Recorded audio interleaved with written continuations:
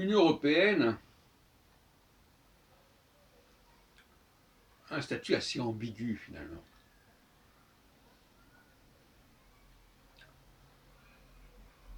Elle est hypothéquée par deux phénomènes.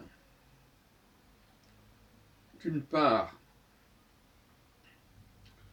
l'Allemagne qui ne peut pas, pour des raisons historiques, assumer pleinement sa domination sur l'Europe. Or, avec le Brexit, l'Union européenne correspond exactement, ou peu de choses près, à l'empire nazi. C'est-à-dire, elle s'est formée sans l'Angleterre, rappelons-le, en 1957 avec le traité de Rome. L'Angleterre n'a rejoint que dans les années 70.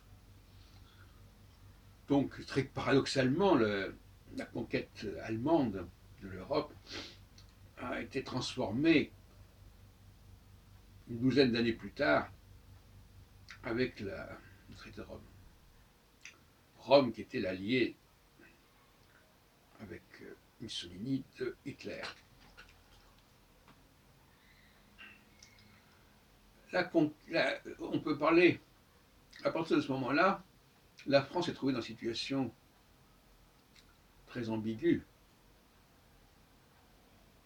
Elle passait des Caraïbes dans Scylla. Elle, qui était une grande puissance coloniale, s'est retrouvée dans la même situation que pendant la Seconde Guerre mondiale, quasiment. Quelques illusions.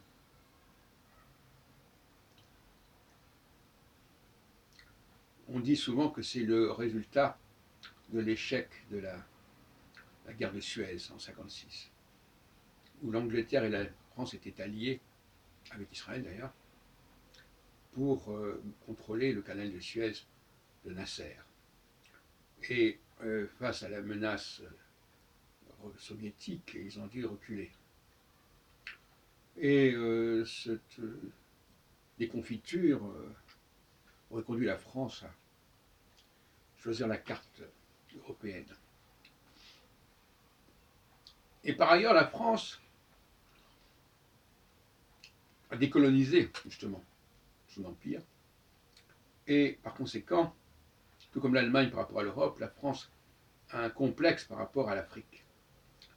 Elle ne peut pas pratiquer une politique de domination du fait du passé colonial.